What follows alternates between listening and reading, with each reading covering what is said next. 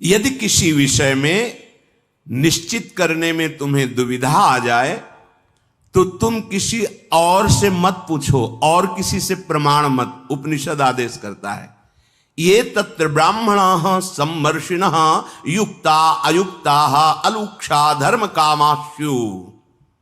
जो ब्रह्म ऋषि जन हैं जिनको आत्म तत्व का बोध हो गया है, प्रश्न का उत्तर संशय रहित होने के लिए ब्रह्म प्राप्त महापुरुष के वचन बिल्कुल प्रमाणित, उसमें कोई संशय नहीं। जो स्वयं सदाचार में तत्पर है, जिनका व्यवहार सम प्रीतिपूर्वक है, एकमात्र जो परम धर्म का पालन करते हैं और जिन्हें शास्त्रों का सम्यक ज्ञान है, किसी एक बात को पकड़ के नहीं, सम्यक, जिनको ऐसे महापुरुषों से अपने प्रश्न का समाधान करना चाहिए। अभ्याख्यातेषु वो दोषों से रहित वचन होते हैं, उसमें संदेह नहीं। सम्मर्षिणः, क्योंकि वो उत्तम तत्व का बोध किए हुए, तो उनके विचार और उनके वचन संदेहों का नाश करने वाले हैं। अलुक्षाः, उनके हृदय में शुद्ध तत्व का बोध है, इसलिए उनके वचन रूखे नहीं होंगे, व्यर्थ नहीं होंगे, संशय प्रकट करने वाले नहीं होंगे, संशय रहित करने वाले होंगे। जब हमें कोई ज्ञान नहीं था, तब हमारे ज्ञान समुद्र गुरुदेव ने अव्यक्त रूप से हमें घसीटा और क्रम से चढ़ाते चढ़ाते अपने स्वरूप तक ले गए।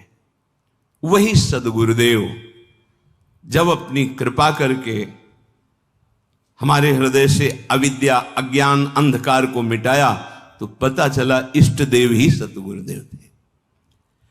कल किसी ने प्रश्न किया कि कोई महात्मा उनको बोला कि ये राधा नाम तो कहीं लिखा नहीं है, कोई बाहर जानता नहीं है, तुम किसकी चक्कर में पड़ गए राधा नाम जपने की?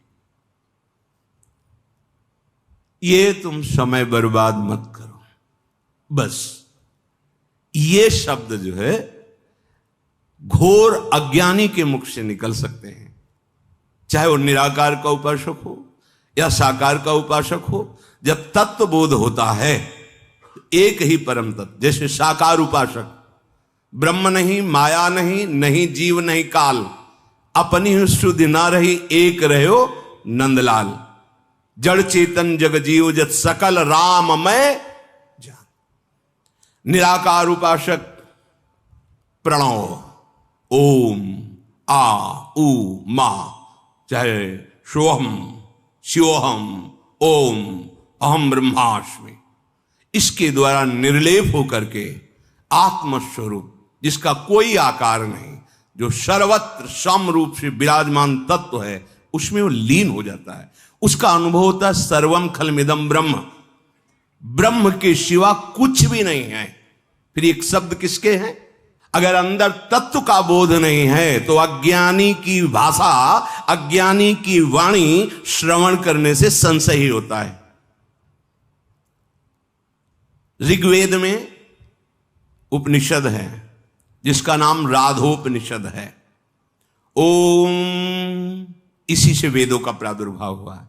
ये ओम आ ओ मा, भगवान शंकर के डमरू से जैसे व्याकरण, बड़े बड़े गीत संगीत सब प्रकट हुआ, महारानी जी के नूपुरों से वही भगवान शंकर गान कर रहे हैं।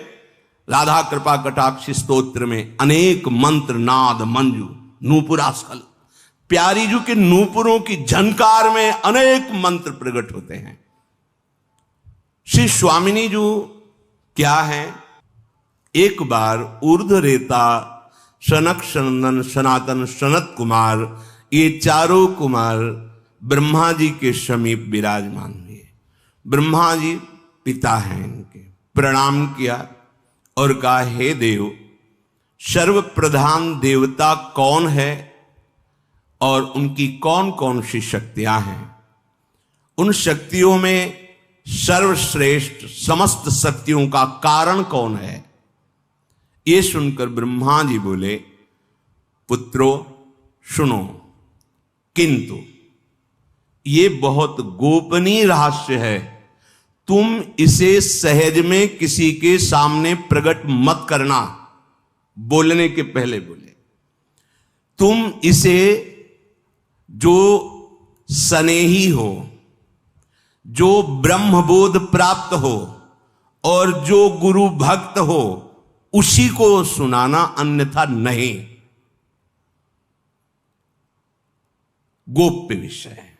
चाहे आप भगवान शिव की वाणी में पढ़िए, जहां वो प्रिया प्रीतम की बात करते सबसे पहले कह देते ये बड़ा गोपनीय विषय है। जैसे गोपाल शास्त्र नाम में प्यारी जो प्यारे जो के नाम की बात बोले, बहुत गोपनीय, इससे सठ हम दुष्ट को मत देना, अधर्माचरण करने वाले को मत। उसमें बताते हैं ऐसे ऐसे को मत सुनाना, जैसे गीता जी, बहुत गूढ़ रहस्य है। सर्वधर्मान परित्यज्य माम, भगवान कहते मैं बहुत गुप्त बात अपने हृदय की कहता हूं।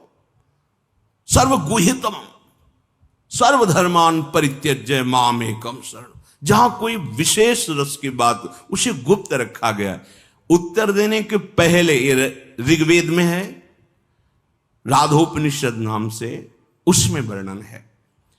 जो स्नेही हो, प्रेमी हो, जो ब्रह्म बोध प्राप्त किए हो, ब्रह्म ज्ञान नहीं, ब्रह्म बोध प्राप्त किए हो, और जो गुरु भक्त हो उसे सुनाना। उसके अतिरिक्त अगर किसी और को दे दिया जाए तो उसे पाप लगेगा। इसीलिए ताते